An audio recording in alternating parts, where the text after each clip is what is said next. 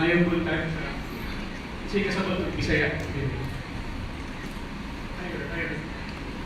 Okay, I'm going to read one excerpt of a novel in progress, and the other one is a poem.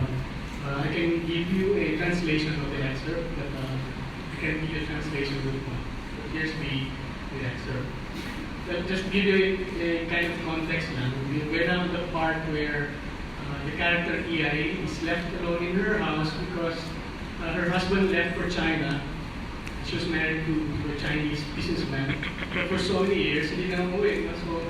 So to kill her time, she created a garden at the front of her house in the shape of the world map. That when she's least watchful, she didn't know something was happening in the garden. Her daughter was having a kind of flirtation with a Muslim trader. So I'm going to read that part. First, King Siguana. Isa-isa ni Papa ang subilan ng kabahin ni Lola Solita o ni Yusuf. Si Yusuf, usa ka negosyanteng Muslim na matagsimana o dalikyat sa balay nilang Solidad aron paghatod og mga sabon na imported. Iya kining pinalit sa mga negosyanteng biyahero sa Hulo ug dayon iyang isuroy sa kalungsuran sa Misamis. Si Soledad, ang kinamanguran nga anak, mauwi mo kanamok sa balay aron pagdawat niini. 30 anyos na si Yusuf, ug suwito usab siya mahitungod sa mapa sa kalibutan. Si Soledad, 17 anyos pa, ug kanunay niya gipaabot si Yusuf matag simana. Kung Biyernes, adto kini siya sa tanaman sa iyang inahan nga gihulmang mapa sa kalibutan.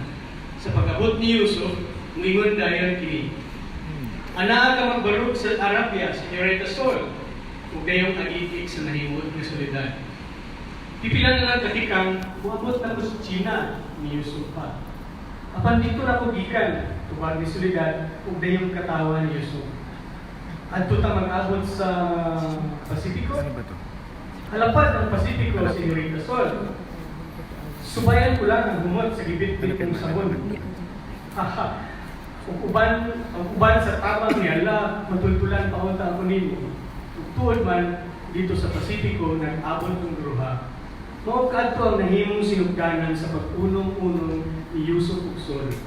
Matag simana ilang bisitahon ang mga nagkalain-laing mga kanasuran sa kalibutang tanaman. Ilang isgutan ang bisan unsang utanga mahitungod sa nasod ng ilang ipatikbugan. Usa kahapon ni Ana, samtang dito sila sa labong nga nasod sa Amerika, adunay panghitabog nga walang iladama. Ikalit ng pagsugat ng ilang mga mata, ug dito nila hikiti ang mapang tanaman nga nahimong hulagway sa kalibutan. Ilahan atong kalibutan ug sila lamang ang bugto nga nagpuyog niini. Usa kadto nga kalibutan nga buot nilang mahibawhan, masayran, mahimamat sa higpit.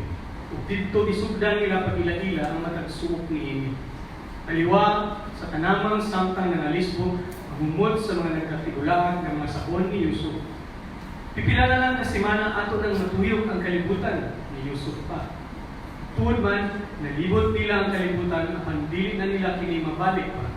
Kay human sa pipila ka bulan, nasaksihan na lang sa inahan ni Soledad ug sa mga isuo ni ang nahulmang kalibutan sa iyang tiyan. Kinsay amahan Soledad? Ang pangutana sa iyang inahan. Si Yusuf makusganon na tubag ni Soledad. Wa kay kalibutan sa iyong gibuhat ang kumot na tubag ni Iyan. The English translation. Papa told the story of Lola Soledad and Yusuf. Yusuf was a Muslim trader who stopped by Soledad's house every week to deliver imported soap. He had brought the soaps from traveling merchants in Holo, and then he would sell them in towns in Misamis. Soledad was the youngest child, and so she was the one who came down from the house to receive the goods. Yusuf was 30 years old and an expert when it came to the map of the world. Soledad was only 17, and she waited for Yusuf every week. On Friday, she would go to her mother's garden that was shaped like the map of the world. When Yusuf arrived, he would immediately say, "You're standing on Arabia, Señorita Sol." Soledad would giggle. "A few steps, you'll be in China," said Yusuf. But that's where I come from. So with that said, which made use of love. We'll meet over there. Pacific? Pacific is vast, Señorita Sol. And just follow the fragrance of the soap you brought. With the help of Allah, hopefully you'll find me, said Yusuf. True enough, they met at the Pacific. It was the beginning of Yusuf and Sol's journey. Each week, they would go to different countries in the garden shaped like the world. They would talk about anything to do with the country they visited. One afternoon, while staying in the abundant nation of America, an event they did not foresee happened. Their eyes met suddenly, and they saw the garden map that resembled the world. It was their world, and they were its only inhabitants. The world they wanted to know, understand, discover fully. And there, they began to chart its every nook in the middle of the garden as the scent of Yusuf's scattered bars of soap permeated the air. In a few weeks, we will have explored the entire world, said Yusuf. Indeed, they circled the world, but they could not do it again after someone, Soledad's mother and siblings, witnessed a world forming in her belly.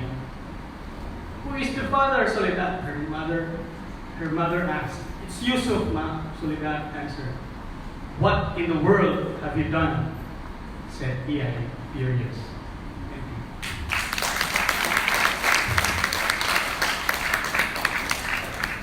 you.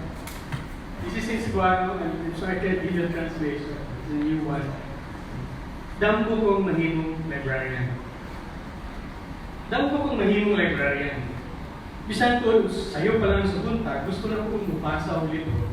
Mahimo kining pataw-tawran, may sayo kong daghan po ninyo ang naginang-nang dugang kaalam. Unahon tamo kapi-abi o tulbulan sa mga hutong iskina, di nahimutan ang mga librong inyong ipangita kung gustong subayon. Ay, tuwa dito, kantong manunulat ng yulagway sa kondisyon natong pinsakpan. Kung nanong natanggong tang samag barkong ng pagman-isip katilingban. Barutos mga tonto. Tuwa po dito sa pikas iskina, katong henyo na may pasabot ka nato sa dagan sa patigayon. Sa ekonomiya o makinarya, kansang gasolina singot sa kinabagan. Liko lang gamay sa tuo, ikaplagan mo ang pagkakayong libro kabahin sa kinabuhi sa diktadorya. Dito sa katapusan ng tulog at chapter, may mababasa ang sinugdanan sa niyang pagkapugan. Sa wala, ikaupat na kanto, ang kasaysayan talisik nasod. Mahimo mong natawan ang mga pahina na nagkita sa matuod kung unsa kita sa mata sa mga langyaw. Unggoy ta. Unggoy ta, dunay hulagway niya sa tunga-tungang bahin kung hayang isuksok ang mga karaang litrato. Nan, karon na nahilom na mo sa tagsataksan ninyong kanisa. Kung isugod nagkamang sa inyong mga libro, mahimo na po kung magbasa o magkuha. Libro kini sa balak. Kabahin sa dahon na nahulog sa hilom. Ug ngit-ngit na lasang. Itugpa kini sa kasagutan. Mansado kini sa usa ka tipasi sa dugo nga gisawilik niadtong naian na sundalo sa katawan. Thank you.